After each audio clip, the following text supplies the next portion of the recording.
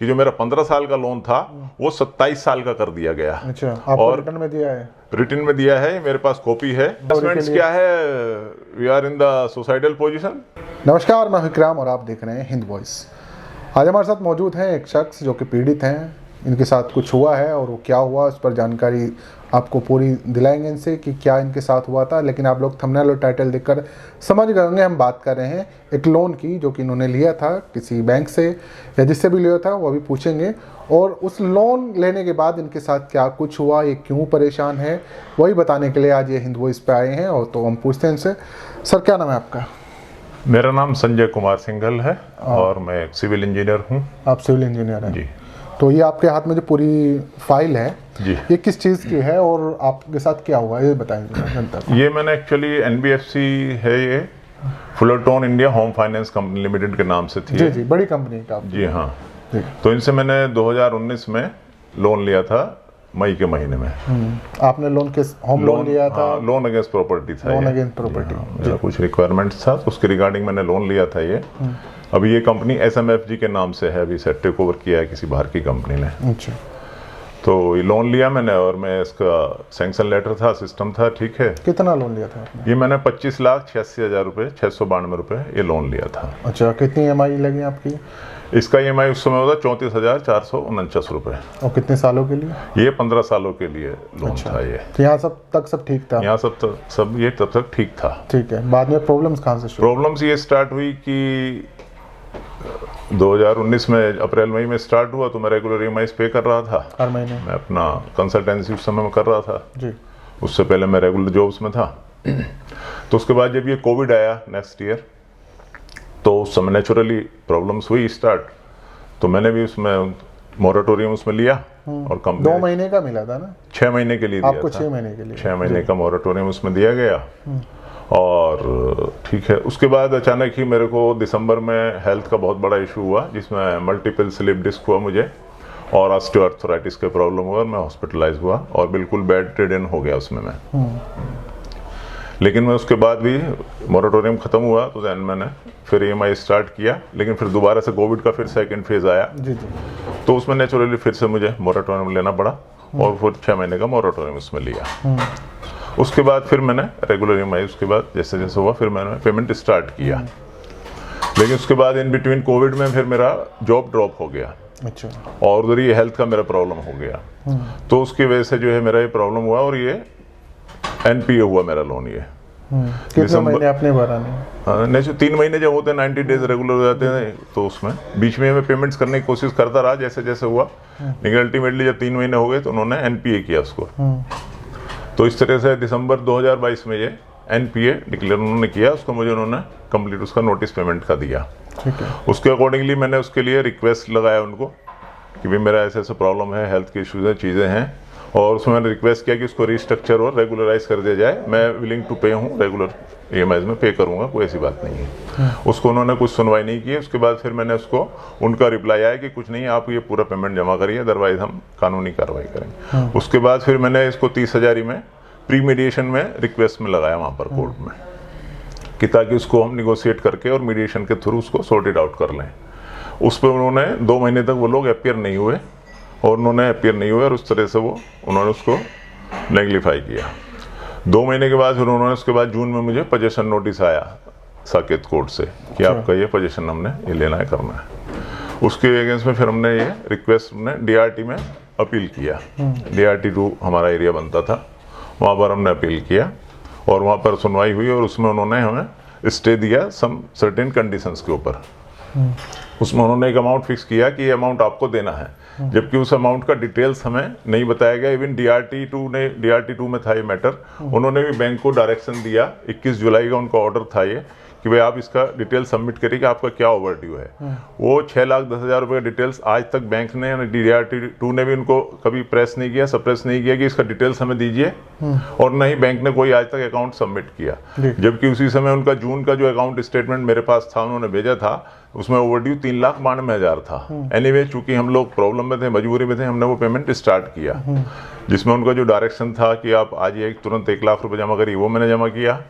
अब आप ये बताएं मेन चीज़ से क्या दिक्कत आई जो हम लिए लेके मैं थोड़ा सा बीच में 2 मिनट और चाहूँगा बताना कि उसमें ये हुआ कि मैंने वो पेमेंट किया, 2 उसमें डायरेक्शन थी कि एक एक्स अमाउंट 6,10,000 रुपये आपको पेमेंट करना है ऐसे 3 महीने में और रेगुलर EMI पे करनी है। तो हमने उसमें रिक्वेस्ट में फिर लगाया बाद में कि भाई हमें 6,10,000 का डिटेल्स दे दिया जाए और रेगुलर EMI मैंने उसको पेमेंट करना स्टार्ट कर दिया। पिछले 7 महीने से मैं रेगुलर EMI पे कर रहा था और उसमें से जो 3,92,000 उनका एक जस्टिफाइड अमाउंट था उसमें से भी मैंने 2,70,000 रुपये पेमेंट किया। उसके बाद मैं पेमेंट मैंने बैलेंस नहीं किया और उसके बाद डिटेल भी उधर से नहीं आया जो मैं रिक्वेस्ट किया हुआ था DRT2 को भी और बैंक को भी। उसके बाद उन्होंने से दोबारा से ही अभी ये फरवरी में फिर से वो पोजीशन नोटिस ले आए। अच्छा, कि आपने पिछला ऑर्डर कंप्लायंस नहीं किया तो वो पोजीशन नोटिस, और उसके लिए उन्होंने पहले ये फरवरी का डेट 5 मार्च का उन्होंने डेट लगाया पोजीशन के लिए। उसके बाद 3 दिन बाद फिर वो उनके फिजिकल जो रिसीवर हैं वो तुरंत एक नोटिस लेकर के आते हैं, उसको प्रीपोन्ड करते हैं कि नहीं आपका 5 मार्च नहीं है, ये 22 फरवरी का है। 22 फरवरी का उन्होंने पोजीशन नोटिस उसमें दिया, जबकि आप जानते हैं कि ये पोजीशन नोटिस लाइक एक फांसी की सजा है जिसको प्रीपोन्ड कभी भी नहीं किया गया इतिहास में कभी भी। और वो इतनी जल्दी में उसको लेकर के आए कि उसमें वो वकील साहिबा जो है रिसीवर जो फिजिकल जो अपॉइंट थी वो अपना साइन करना भी उसमें भूल गई। अच्छा, ठीक है। तो उनको जब गलती का एहसास हुआ तो फिर उन्होंने फिर उसको दोबारा से फिर दूसरा नोटिस दिया और वो 12 मार्च के लिए लगाया। इसके लिए हमने फिर अगेंस्ट वो एप्लीकेशन फाइल किया DRT2 में और ये ग्राउंड देते हुए कि भाई हम पेमेंट्स कर रहे हैं, पिछले 7 महीने से हम रेगुलर EMI पे कर रहे हैं और पिछले 7 महीने के अंदर हमने 5,15,000 रुपये पेमेंट किया है ओवर ड्यू के साथ, और हम रिक्वेस्ट कर रहे हैं कि हमें आप डिटेल्स दे दी जाए तो हम बैलेंस भी पेमेंट कर देंगे। और उसके अकॉर्डिंगली सिर्फ 1,22,000 रुपये बचता था, लेकिन उसमें जो है DRT2 से जो ऑर्डर पास हुआ उसमें जज साहब ने उसमें ये लिखा क्योंकि एप्लीकेंट जो है कोई पेमेंट नहीं करना चाहता है इसलिए हम ये रिजेक्ट कर रहे हैं, और ये पोजीशन उन्होंने 12 मार्च को वो बैंक ने पोजीशन ले लिया और हम लोग ऑन रोड हो गए इमीडिएटली। जो जूते कपड़े में उस समय पहने हुआ था वही मैं आज में पहने हुए हूँ और वो लॉक कर दिया गया, सील कर दिया गया। उसके बाद हमने फिर एक रिक्वेस्ट लगाया DRT में कि भाई एटलीस्ट हमारे कपड़े, जूते, बिलोंगिंग्स, यूटेंसाइल्स, बच्चे के स्टडी मटेरियल, लैपटॉप, कॉलेज जाता है तो एटलीस्ट उसकी परमिशन दी जाए। वो भी रिजेक्ट कर दी गई, वो भी 1.5 महीने के लिए। अब 30 अप्रैल की उसकी डेट लगा दी गई, 22 मार्च को।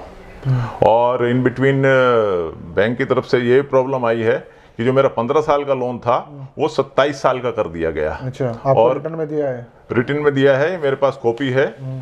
25 फरवरी को मेल के थ्रू आया मेरे पास, इसमें आप देख सकते हैं, दिखा सकते हैं। ये 319 EMI है और इसमें भी एक डिस्क्रिपेंसी है कि जिसमें जो रीपेमेंट शेड्यूल लगा हुआ है वो 365 EMI है, वो भी आप दिखा सकते हैं। ये देखिएगा, ये 365 EMI कह रहा है ये। ठीक है सर। आपने भी कभी शायद नहीं सुना होगा कि 15 साल का लोन जो है वो 27 साल में कन्वर्ट कर दिया जाए। और ये आप देख सकते हैं मेरे हाथ में सैंक्शन लेटर है, इसमें 181 EMI का है। ये आपको शुरू में दिया था? जी हाँ, जो कि 15 तो साल। ये दिखाने का मतलब यही है कि 15 साल का इन्होंने लोन लिया था और वो बाद में 27 साल का हो गया। जी सर। और इस 25 लाख आपको क्या है के लोन में से मैं 15 लाख पेमेंट कर किस चुका तरह हूं। से किया गया? बाकी चीजें धमकियां, हरासमेंट्स क्या है? We are in the suicidal position as on date, कि जिस तरीके से है आप समझ सकते हैं। फैमिली कैसे रह रही है बिना घर के? जी, फैमिली कैसे रह रही है ऑन रोड ही समझ सकते हैं इसको। सारी चीज़ें करने के बाद हमने DRT में रिक्वेस्ट लगाया कि हमारा आपका ओवरड्यू अमाउंट सिर्फ 2,02,000 रुपये बचता है as on date according to bank statement, NBFC के statement accordingly, and we are ready to pay on that. लेकिन उसमें कहीं कोई सुनवाई नहीं है। शायद बैंक और मैं क्या कहूँ कि जो DRT का है कुछ इसमें मिला जुला है कि क्या है कि वो ये चाहते हैं कि 50 लाख की प्रॉपर्टी जो है वो 25 लाख रुपए में हड़प ली जाए। 15 लाख में पेमेंट भी कर चुका हूँ और उसके बाद आज की डेट में फिर वो 34 लाख रुपए आउटस्टैंडिंग कह रहे हैं और कोई सुनवाई नहीं है। अभी मैंने इसमें बल्कि हाई कोर्ट में मैं रिट पिटीशन लगाई है सारे ग्राउंड्स के साथ। 1-2 दिन में सुनवाई है उसके ऊपर, कल के लिए शायद लिस्टिंग में है। अच्छा, तो उसमें मैं न्याय की उम्मीद कर रहा हूँ। आपको उम्मीद है न्याय मिल जाएगा? बिल्कुल उम्मीद है।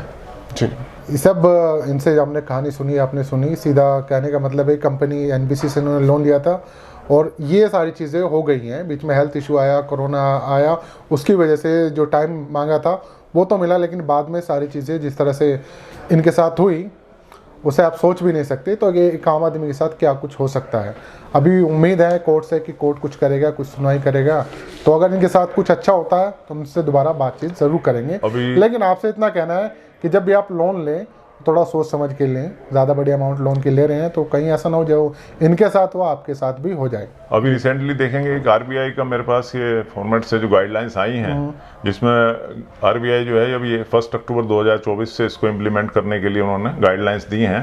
उन्होंने लिखा है कि has issued comprehensive guidelines regarding key facts statements for retail and MSME term loans. उसमें उनको गाइडलाइंस है कि उसमें की फैक्ट्स स्टेटमेंट्स रहें ताकि कोई हिडन चीज़ें नहीं हो, इस तरीके से चीज़ें नहीं हो जिस तरीके से मेरे साथ प्रॉब्लम्स आ रही हैं। ये देखिए, यह कहता है the KFS is a standardised statement that lender must provide to prospective borrowers outlining the key facts of a loan agreement.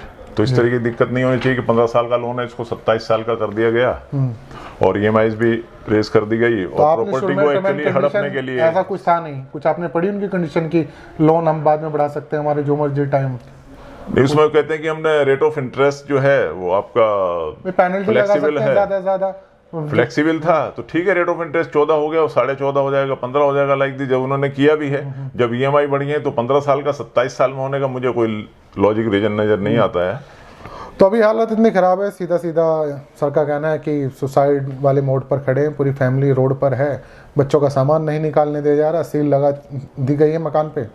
तो ये सब हो रहा है। तो आप लोग इस वीडियो को शेयर कीजिए ताकि आरबीआई इस पर कुछ संज्ञान ले, कोर्ट इस पर कुछ करे, कोई एक्शन ले और ये अपने घर में जाकर रह सके। ये देने के लिए भी तैयार हैं जो इनकी अमाउंट बन रही है। इस तरह की वीडियो को ज़्यादा से ज़्यादा शेयर कीजिए। फिर मिलेंगे आपसे, तब तक के लिए दीजिए इजाज़त।